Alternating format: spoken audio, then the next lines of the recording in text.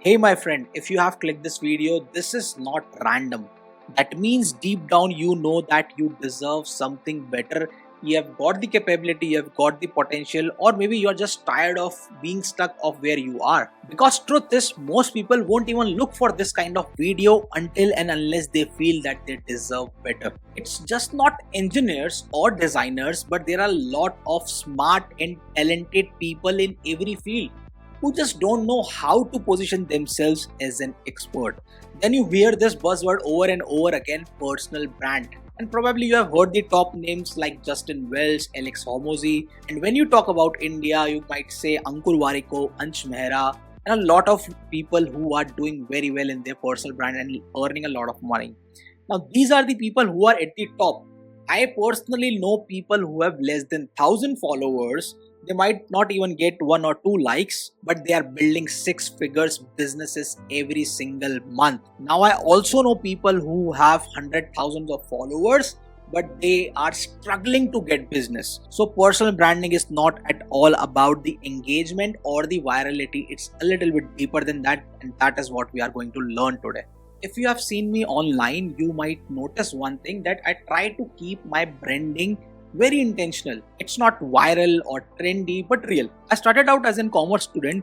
I did all the work. I learned everything from scratch, did hard work for years, did very well in my company, but still got fired. Not because I wasn't good, but because like so many companies, it's just business. It's rotation, not personal. They cut cost and that's it. You have got bills, they have got balance sheets. And that's when it hit me that in 2025, it is not just enough to be just good. You have to work on yourselves, not just your skills, but your positioning. Let's break it down. So I have been working on my personal branding intentionally for more than 1.5 years now. And here is what worked for me. You want to be seen as an expert. You want opportunities to come to you. Here is the framework I wish somebody would have given me when I was starting out. Step 1, identify your position.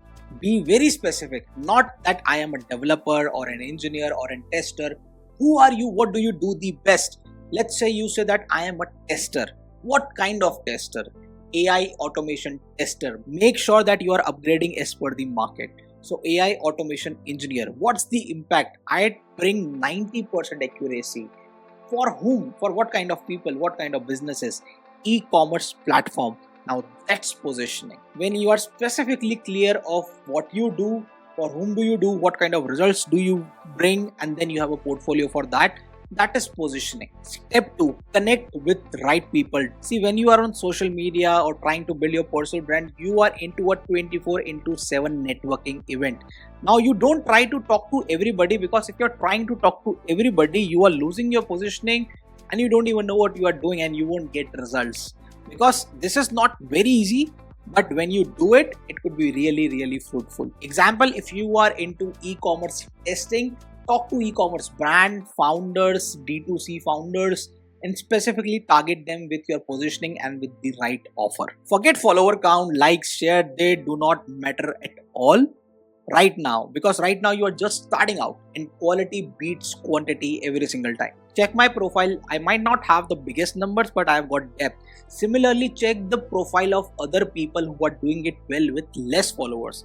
People sitting at the top, it will take time to get there, but we are not targeting for getting the most followers.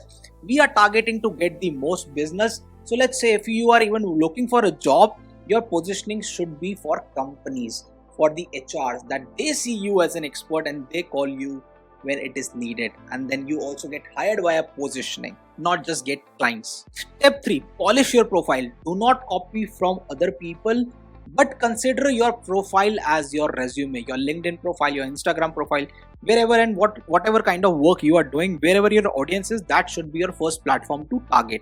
So polish your profile, consider it as your resume, and by looking at it, anybody could tell what you bring to the table very clearly. Your achievements, what you have done, what you do should be very clearly written on your profile. Step 4, the most important step, learn to do sales by not being salesy.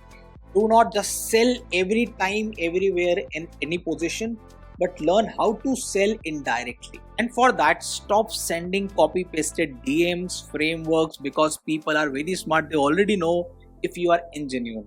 If you are honest, first listen to them, what is their problem, what they want, then only reply with a proper good message.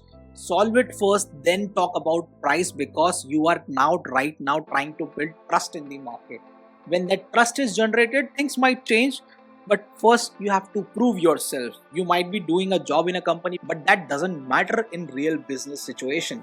You need to actually prove it to the clients that you are really worth it. And trust me, people pay you more when they already trust you. Now these 4 steps, if you apply it consistently over next 6 months, you will build leverage, you will attract opportunities, or maybe you might have to leave your job because that is only a roadblock for you. But I'll be honest with you, personal branding is not easy. It might not be for everyone. It takes patience, consistency, and a lot of inner work. But when done right, this might be the most stable things you will ever build in this unstable world, and that's worth it.